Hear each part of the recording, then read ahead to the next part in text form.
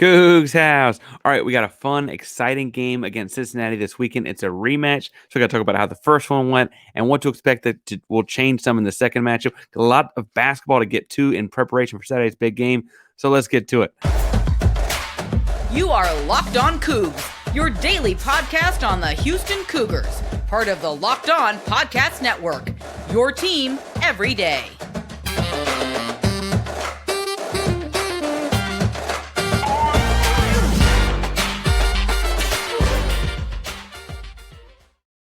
Welcome to Locked On Cougs, the daily podcast about your Houston Cougars. I'm your host, Houston-born teacher and coach Parker Ainsworth, here to break down all things Cougs. If you're a U of H fan, just say, hey, you can stop by. Please be sure to subscribe down below. That way you can get us in your newsfeed each and every day. We appreciate you making Locked On Cougs your first listen of the day.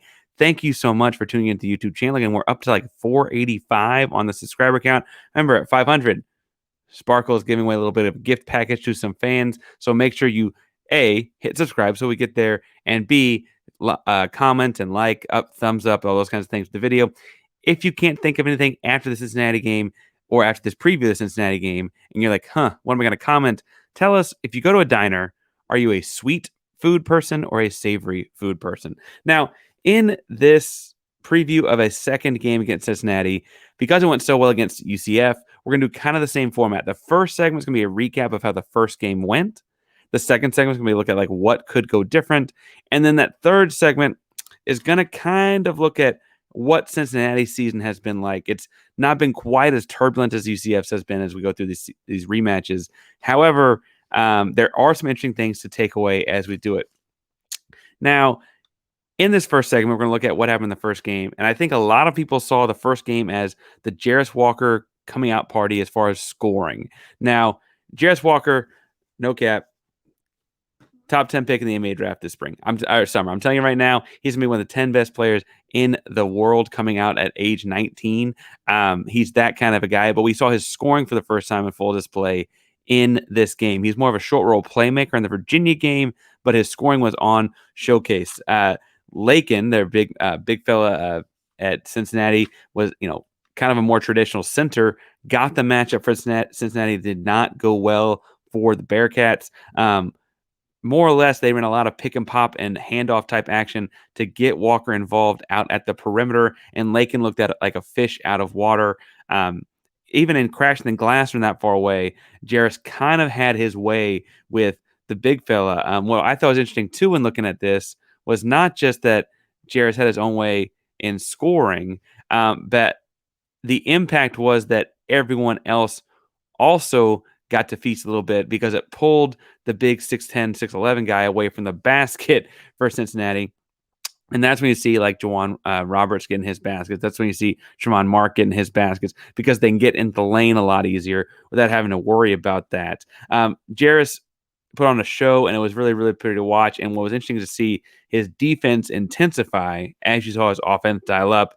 I think it's really interesting, no cap, to watch these guys go on and on and on about like defense and culture and this and that. But Jarace is still a 19-year-old kid, right? He's still going to get more invested in the defense the more you get him involved in the offense. That's why he had to, for lack of a better phrase, pick six style dunks where he took off from one steal at half court for a two-handed jam, and then he had one where he had more of a fight for a jump ball in midcourt for finish through defenders on the other dunk. Big finishes across the board for Jarace. And again, at the end of the day, we have that top 10 type of lottery pick. Cincinnati's good and frankly could push for a bid in the tournament if they had a good American, and in the big tournament, they have a good American Athletic Conference tournament. But at the end of the day, they're still not, they don't have anyone like Jarace. They're not going to have anyone like Jarace. They're just not. Now, I'd be remiss if I didn't point out that the other key factor here was Houston gets up by 20 at one point in the second half of this basketball game, and it looks like they're about to blow the doors off. And frankly, in remembering how some games had gone to that point, it felt like Houston should go to a 30-type point lead, and they didn't. Frankly, in Cincinnati, right? Again, they were in the fifth third, or I think that's what it is, 5-third arena right there on campus. And the Bearcats stormed back. There was a blackout type game. They wore black jerseys at home. It was really like a lot of energy very quickly, and suddenly the lead shrunk down to like 7. And then it became the Marcus Sasser show, but not the traditional Marcus Sasser show that you would think. No cap. It was much more of the Marcus Sasser show that involved his defense, and his defense getting up into guys like David DeJulius, getting into Micah Adams-Woods, getting into Landers Nolley. He switched off a bunch of guys. He just kind of went after wherever he felt like he had to shut down the perimeter. Obviously, it's not that there was like a lack of communication or anything. I don't mean like that. It was interesting that he ended up getting matched up on several different players and forced David Julius into 4 turnovers. The biggest difference in this game, if you're looking at it, is not rebounding. Houston got out rebounded.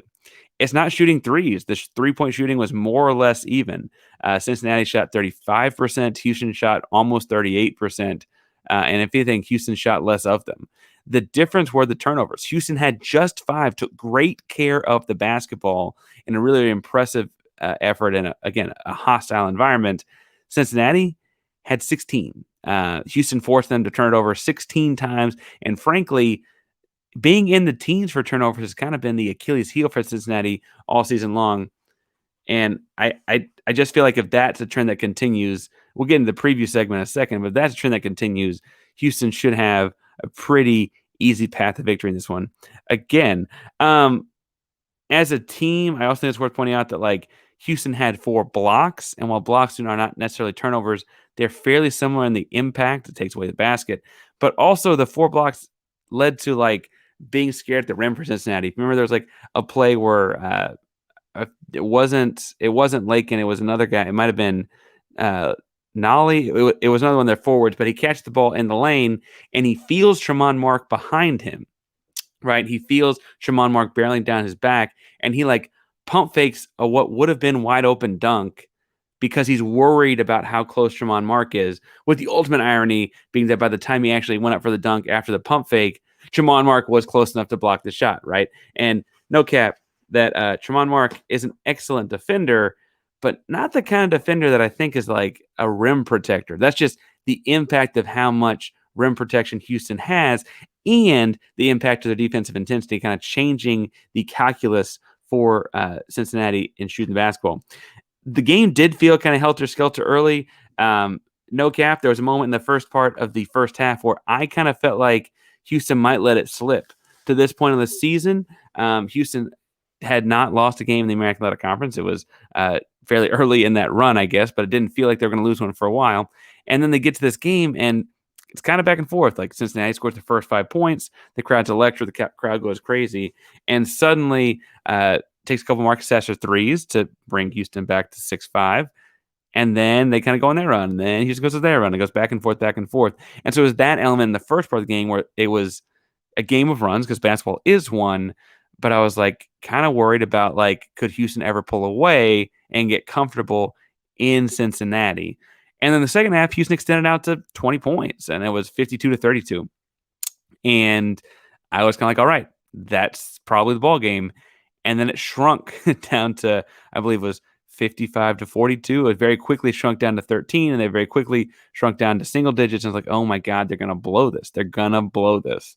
Not to say that Sampson's teams have traditionally blown this. I've just got this pessimistic gut feeling like that was what was about to happen. And then Sasser's defense, as I mentioned earlier, turned it on, and they didn't. But that back and forth atmosphere, I think, means that this like kind of comfortable looking 13-point win where Houston was up by 20 doesn't actually give the like this was felt like a closer game. Cincinnati's a good basketball team, and they need to be very, very well prepared on Saturday for this contest. Now, with that said, I do have to talk about you being prepared for your contest, and you should prepare at FanDuel. We're really, really excited about FanDuel. FanDuel is our newest partner here at Locked On. So let me tell you about what they're doing here. At FanDuel, you can go to FanDuel.com/LockedOn and get $150 in free bets guaranteed when you place your first $5 bet. That's $5 in, $150 to play with, right? That's a lot of fun for you. FanDuel has all your favorite bets from the money line to point spreads to player props and more. So you can even combine your bets to get a bigger payout with the same game parlay options they have. Really, really cool stuff to do. I'm going to tell you what I would do. I guess I can't technically tell you what I am going to do, but I tell you what I would do right now. As you look at these NFL playoff games, they've got the Niners and Eagles as a 2.5-point Eagles favorite. I'm taking the Eagles there. Again, Brock Purdy, you got to think eventually like the Cinderella slipper breaks off, or just at some point someone's going to make him look like 7 on a quarterback. I also think the other game, the Chiefs-Bengals, the Chiefs are favored by 1.5 points. The over-under in that game set at 48. I'm thinking that's a high-scoring game, so I'm definitely thinking the over 48. I would not be that surprised. I'd be a little surprised, but not that surprised if one single team got close to 48, right? And I'm going to take the Chiefs in that one because until proven wrong, I'm going to see Patrick Mahomes as Michael Jordan. He's practicing. I think this ankle sprain looks like it might not be as bad as initially thought, or at least they're not letting on that it was. And so that's what I'm taking there. But you're here for a college hoop show, so it also should probably tell you that if you're a Cougs fan, you should look at their March Madness and Finals 4 odds. Houston is plus 650 to win the whole thing and plus 130 to get to the Final Four. I'm not telling you how to place your bets. I totally get the emotional hedge in betting against Houston. That way you're happy either way.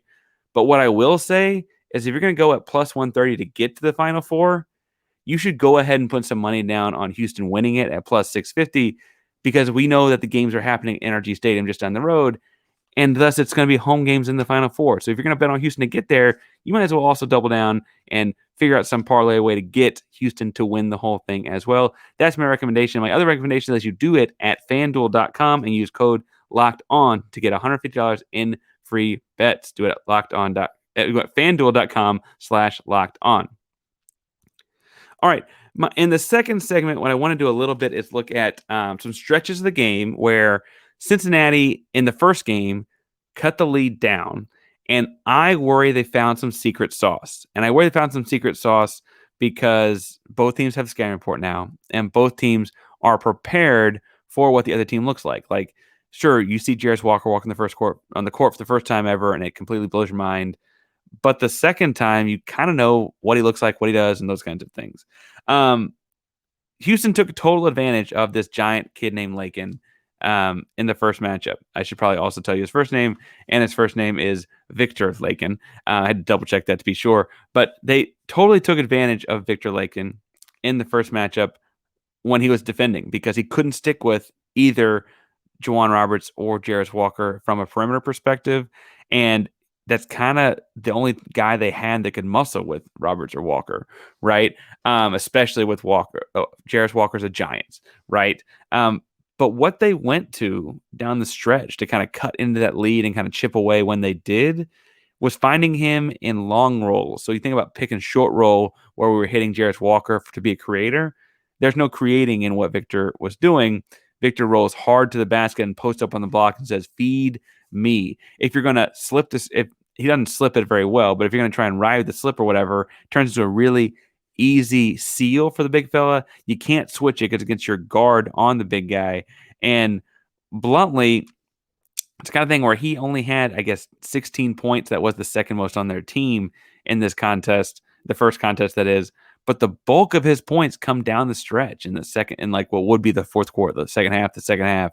And if I'm Cincinnati, I'm probably coming out the gates ready to do that from the jump.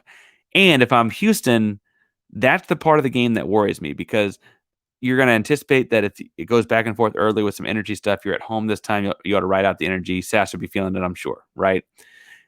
But you can't really grow between now and Saturday. And that's the only way I can think of how to like match up size-wise with Victor Lakin is for, matching up with weight and like in the same weight class. Jarace does a great job, but he gives up a few inches, right? And that's Victor going on the top of those little hook shots and stuff like that. I thought it was interesting, too, that, Houston played it kind of close and played with their food a little bit and just had this huge run at the start of the second half. If I'm coaching Cincinnati, I'm probably telling them, like, hey, except for that first 4 minutes of the half, we had these guys.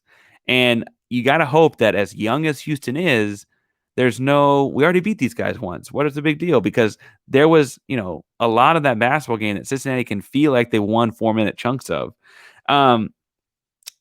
All that said, I also would point out that if I'm, being more reasonable, The first 4 minutes, second half, are because it sounds like Sampson chewed them out at halftime for the lack of effort on some things defensively, which led to forcing several turnovers to start the second half, right? Like that's how that went. And so realistically, you could have Sampson do the exact same thing to start the game, and then suddenly you come out the gate strong. We've seen Houston had trouble at starts of games, right? Houston has kind of, hit snooze or so, just like sleptwalked through the first portion of games thus far. And in the American Athletic Conference, can they get away with that? Sure. Is playing an American Athletic Conference opponent probably part of that? I kind of feel like it is after watching them play the Alabamas and Oregons and St. Mary's and Virginias of the world in the non-conference portion of the season. I kind of feel like that does play a role. But what you'd hate to have happen is to roll into Cincinnati on a day where they're hot shooting the ball or you're in foul trouble or whatever, and suddenly you've got a game on your hands because you didn't come out the gate swinging. Cincinnati is probably going to try and take advantage of that. That's been a trend for Houston thus far. The other thing I'll say is that if you're Cincinnati, you're telling yourself you beat Houston in a rebounding battle. That's a win in and of itself. You just got to find ways to turn those into points. Houston needs to find ways to get bodies on bodies, even when they're smaller at a couple of positions, a couple of key positions, because they can't afford to lose rebounding battles. That's a hard formula to win basketball games with. They won the turnover margin by so much in the first game that it didn't come to matter in that one. But if that's more like a 7 to 12 turnover difference instead of 5 to 16, the rebounds matter very quickly. And I think that's got to be a coaching point for sure. Since that game, Houston has continued to be 6-0 on the road. Or this season, they are 6-0 on the road. On the season, they're 11-2 at home. And that's really, really weird because Fertitta is rocking. And part of that is they played a fairly difficult home non-conference schedule, right? I mean, Alabama coming to town. Alabama's a top 3 team right now, right? And that's a tough one. And frankly, it's worth pointing out that for a chunk of that game, Houston was up by double digits. Kind of let it slip away. But you wonder if there's almost too much comfort in playing at home or something like that, something psychological like that. Like, what is happening for Houston to be 11-2 at home and 6-0 on the road? Can we just wear road uniforms? Like, wear the road warm-ups? What, sleep in a hotel the night before? What's it going to take to kind of flip this back in Houston's direction? I'm not sure. But what I am sure of is that all of those things feel very fluky for anything of that way to work. Like, even if for Victor Lakin to have, a 28-point night or something would feel fluky. He's gotten 20 a couple times, but not many, right?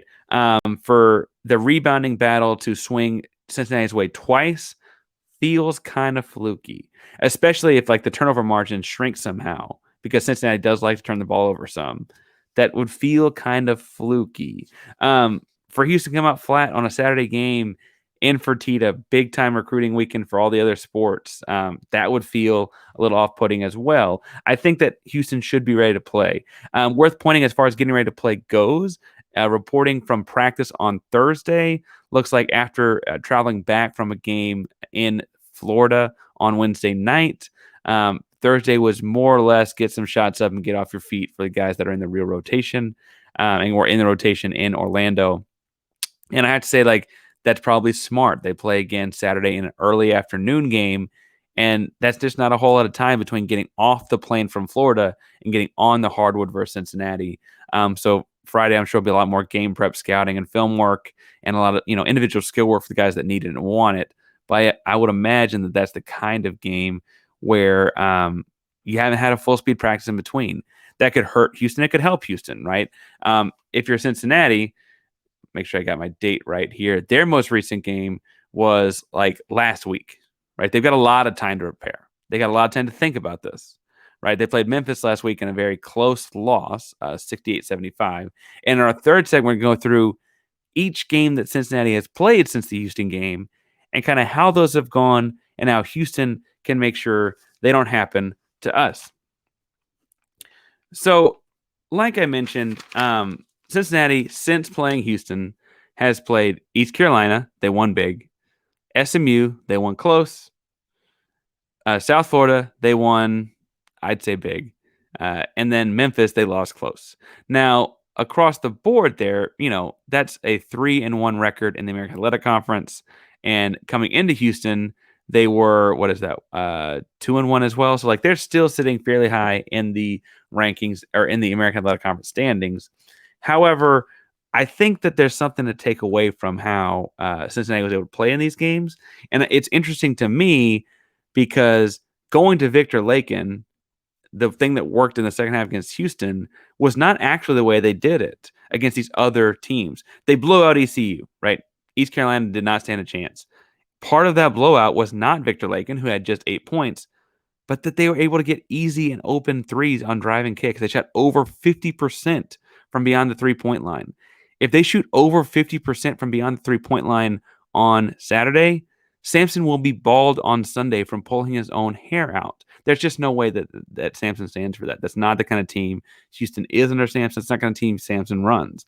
That said, if they do get hot and shoot, say, 41% from three, Houston could be in trouble. There's been moments this season where Houston has not shot the ball well, and at the end of the day, like, shooters make shots, right? It's hard to beat a tough shot maker, and threes count more than twos, and that can be really, really difficult. So something to watch out for, right? I would say the key there is can you contest without fouling? We've talked ad nauseum before, you and I have, about how Sampson coaches that. He teaches to run almost looks like bad defense if you don't know what they're doing, where you close out and jump past, like hand over, body around, and just like kind of distract, and then plant and get back in front for blocking out. It's like a little thing they teach, right? Which is why it gets so frustrating as guys foul jump shooters. I kind of point that out on Twitter whenever it happens now. But it is interesting to see that, like, when they shoot that hot from three, Cincinnati's really, really hard to beat. They beat SMU by 2, but SMU's big, and they got real bigs at SMU, right? Odigi, he held Lakin to just 6 points.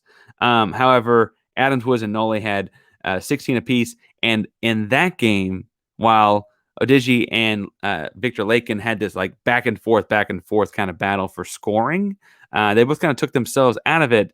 And 3 guys from Cincinnati had over 10 rebounds, a big, big rebounding advantage for Cincinnati against SMU. And that is a thing I think I'd be concerned about as Houston, right? Because they've also out-rebounded Houston. Then now they're winning a close game against SMU without shooting the ball particularly well or scoring the ball particularly well, but because they out-rebounded SMU by such a dramatic fashion, I don't know. Like, that's troublesome. South Florida, we saw South Florida up close and personal, obviously, and they kind of gave Houston some pause. Houston won the game, but it was closer than it should have been because Toshiwa was a dominant big fella inside. He held Victor Lakin to 6 points. He's that kind of big. However, DeJulius and Nolly had 21 apiece at the perimeter level, right? They shot 40% from threes in that game, and South Florida missed a lot of free throws. I'll repeat that. Cincinnati shot 40% from 3 that game, and USF missed a lot of free throws. That is the kind of thing that could beat Houston, right? Cincinnati getting hot from 3 and Houston shooting the free throws poorly. Houston on the season before their recent slump against Temple, I guess that was sparked by the Temple game, was shooting like 72% from the free throw line. It was like 71 and change, right? And the Temple game dropped it, so I think now they're closer to 70% on the season. And if they shoot 70%, that's not the end of the world. It's that they have another game where they shoot 52% like that against Temple. That suddenly becomes a real big problem. And if Houston were to do that like USF did, USF lost by 16. Houston is not USF defensively. I don't think they give up 85 points to Cincinnati. But if they're shooting hot, they might give up 70, right? Like, suddenly it's like, oh, that's not great, right? The most fun game to me to watch was watching them play Memphis. Not because Cincinnati lost. I frankly would have rather watched Cincinnati beat Memphis, but because athletically it was just a much more like up and down flowy kind of game. USF got kind of ugly and mucky and all that kind of stuff, right? As a fan with no rooting interest, I'd like them both to lose. It was a little ugly. Memphis was a little more free-flowing, but in all that flowing, I don't know if they couldn't keep up with the speed or what coach would say about it, or maybe Penny Hardaway's club is just better. But Cincinnati shot 25% from 3 and just 66% from the free throw line. Had they shot their season averages with the same exact shots, because I'm just going on field goal percentage, just basic raw stats, but they win the game. Right? Like, it's that simple. It's that they didn't make the shots. Now, credit to Memphis. They forced, I guess, rush shots, tired shots, pressured shots, whatever. I don't know how you do it with the free throws, but you feel me, right?